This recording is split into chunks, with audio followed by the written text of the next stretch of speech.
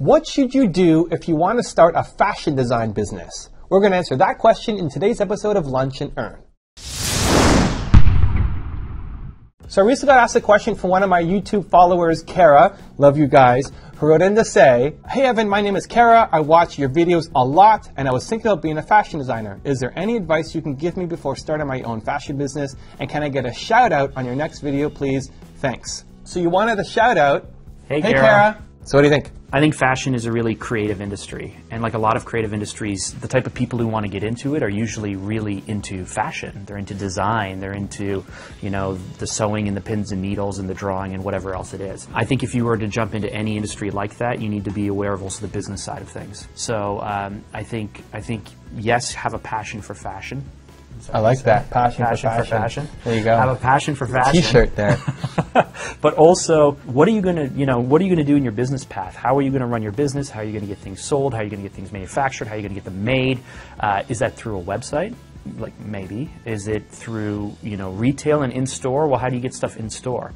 And like a lot of creative businesses, creative people go into it and they have such drive and such passion to create. But then there's a whole other business side of things, and that can be scary and daunting, I think, for a lot of people. Cool. Yeah, so I have a couple of suggestions to add on to what Mark was saying. First off, I would go work for somebody that you respect in the industry. I would go get a job, and not at some big company, but at a small fashion house, 10 employees, where you can learn from their success and get really close to the entrepreneur founders so you can understand how the business works. Because so many people start off in the fashion business printing T-shirts and making their own clothing, and they don't go anywhere because you don't know enough. You don't have enough experience in what you're doing. And so I would go find that job to learn, to make connections, to get paid to make mistakes, to get paid to understand how that industry works. I would also study more successful entrepreneurs. I would look at people like Armani and people like Coco Chanel and people that you look up to, and look at how they got started, right? Not how Armani makes extra money now, but how did he go from 0 to 1? Right? How did he get his first piece out and get noticed?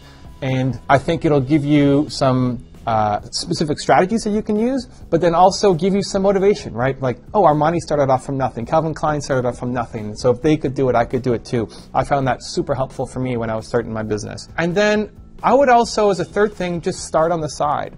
So while I'm at my job, while I'm learning, while I'm modeling success from these big guys, I would start something on the side just as a way to improve my skills and to start building some momentum. I wouldn't spend any money. I don't know what you're making in terms of fashion, but I would look for a website that could do all of the production for you. I would go with like a Spreadshirt.com or something like that, where you upload your designs and you can promote it, and you can start getting the sense if people like your designs or not, if they're starting to sell anything. You lose a big percentage of each deal that comes in, but there's zero cost for you. And so you don't have a garage full of T-shirts that never sell. What would you say for something like this are the big risks?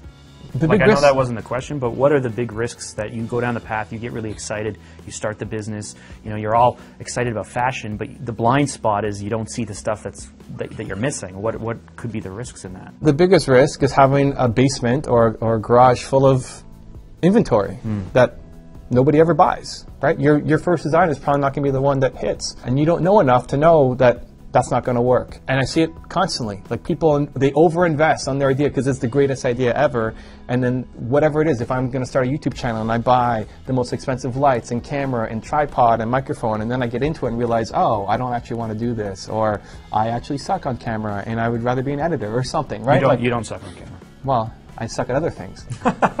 So it's part of that learning process, and I hate spending money until I'm making money. And so I think the biggest risk in any business starting up is that you overinvest. You take your life savings and you put it into something and it doesn't work out because you're going to make mistakes. You will make mistakes. It's normal. That's part of the process. And so I would invest in myself, the education and the experience, before investing dollars into what I'm doing. So our question for you today is... Let's all help Kara with this. If you are in any kind of manufacturing or heavy business where you have to put a lot of money into having stuff in boxes, what are the advice that you would give her?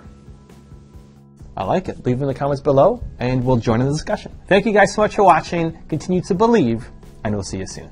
Mark Jager, everybody, in the house. I'm in his house, actually.